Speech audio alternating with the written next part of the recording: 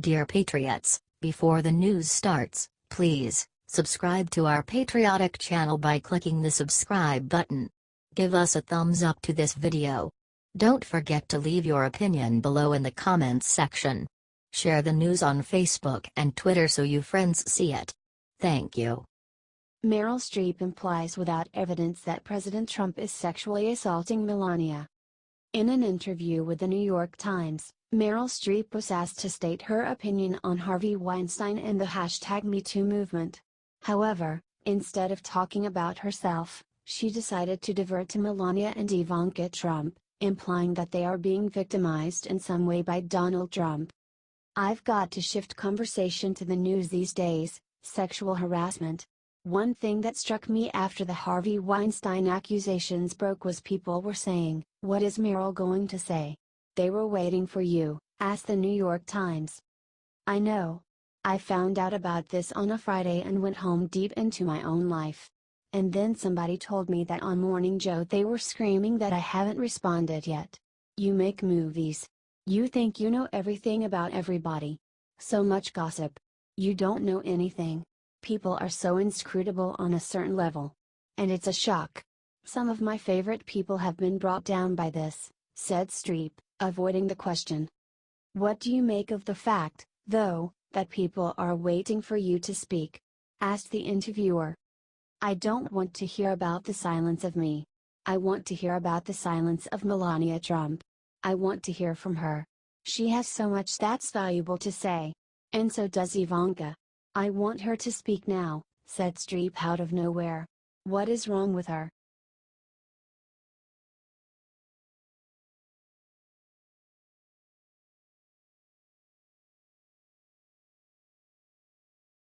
Seth Meyers vows to make the Golden Globes as political as possible.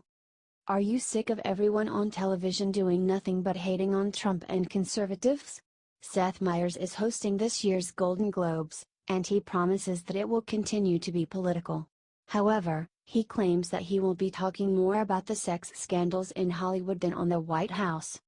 With the monologue, "As far as talking about anything in the news right now, it seems like this year more than ever Hollywood has its own internal politics that obviously deserve to be talked about. Going into it our focus is far more on the worlds that make these films and less on anything that's happening in Washington," said Meyers. Despite this, he still will spend much of the Golden Globes insulting Trump. According to Meyers, he would like to stop talking about Trump, but he can't because of Trump's behavior. "There are times where I wish we were talking about other things," said Meyers. "But he holds the keys to us not talking about him, which would be to just behave differently. But while he continues on this path, we'll continue on ours. We all know this will not stop Trump from being himself. We also know it isn't true. Liberals spent 8 years insulting George Bush. Now that Trump is president they act like Bush is a great guy. Will you still be watching the Golden Globes?"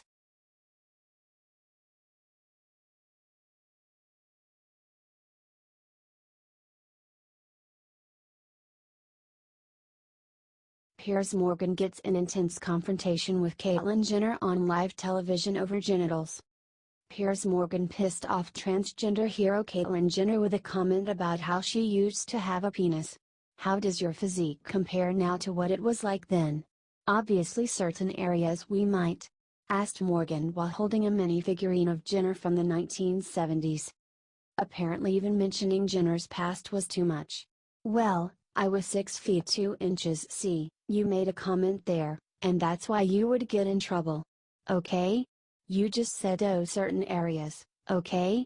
That to a trans person is disrespectful," said Jenner. "Is it really? Why?" asked Morgan. "Because you don't make a joke about that. It's not funny, it's life. And it's part of my life, and it's a very serious part of my life.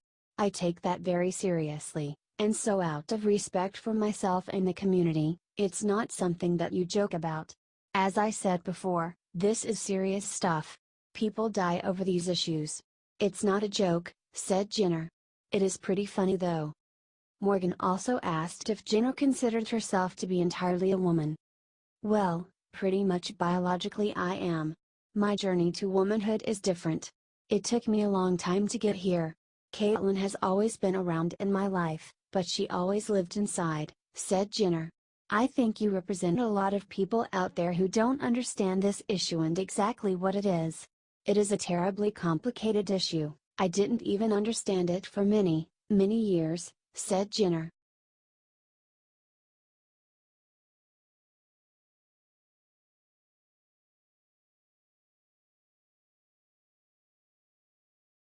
CNN's Jim Acosta immediately defends Steve Bannon after President Trump insults him.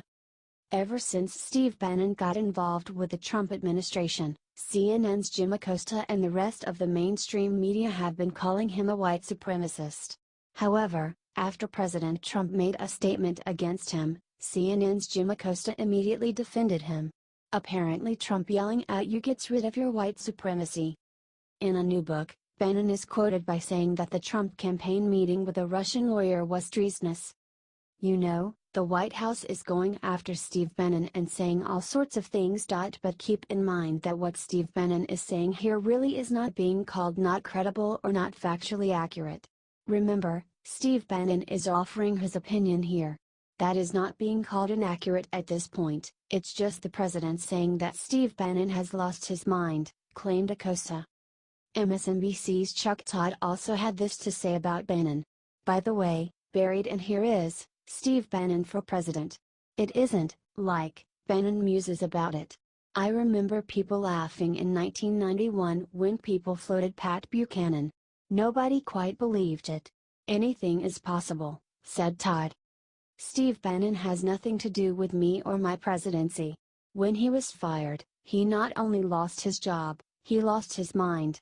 Steve was a staffer who worked for me after I had already won the nomination by defeating 17 candidates, often described as the most talented field ever assembled in the Republican Party," wrote Trump in a statement against Bannon.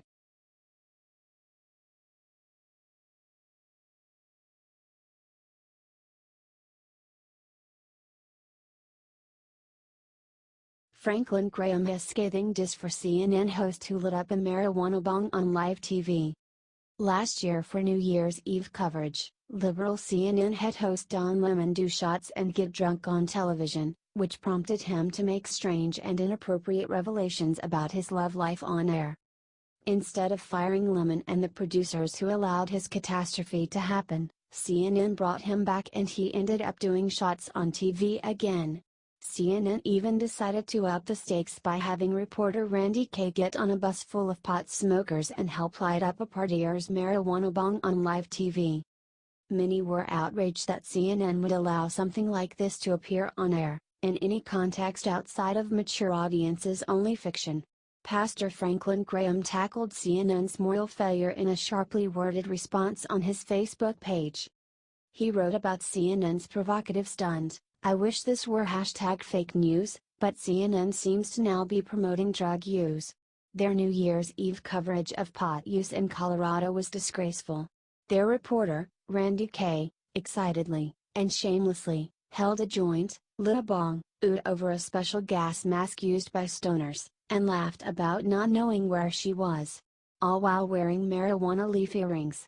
That's really professional, isn't it?" Franklin went on. Someone commented on Twitter, "Really, CNN, this is where your morals have landed in 2018? We have a crippling drug epidemic in our nation that is destroying families and lives. I think this reporter and the producers should be fired and CNN should apologize for promoting pot use. If you agree, let CNN know, you can tag them in your comments below. Do you agree with Graham about CNN?"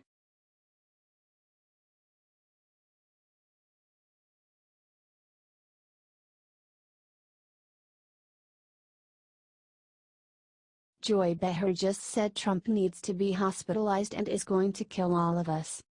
There are many dumb left-biased shows across many networks controlled by Democrats, but the true sewer of liberal thought has to ABC's daytime talk show The View.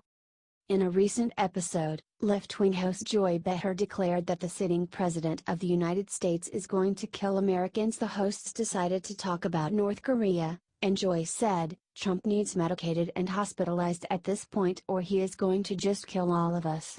You know, My feeling is probably they're getting closer to him in the Mueller investigation, and that's what this is about, a lot of it. She went on, it's like he'll blow the whole world up so his stupid sons don't have to go to jail. Her liberal co-host Sunny Hostin gave her more fuel, saying, I keep wondering, is there some sort of theory here, some sort of strategy he's using? She added, if truly he's playing a game of chicken with a dictator in North Korea, we really are in trouble. People are talking about the 25th Amendment and they're saying he's not mentally fit to be the president. If you're doing this, is there a mental fitness problem? We all know the ramifications of nuclear war. Even so-called conservative Meghan McCain joined in the anti-Trump frenzy, saying, not to bring too much levity to this, but when I first read the tweets last night I was like, this is an intensely phallic thing to say. This seems to about who is bigger in what context or another. Which is why Nikki Haley needs to run for president. We need have a woman one way or the other taking over. Do you think The View is the dumbest show on TV?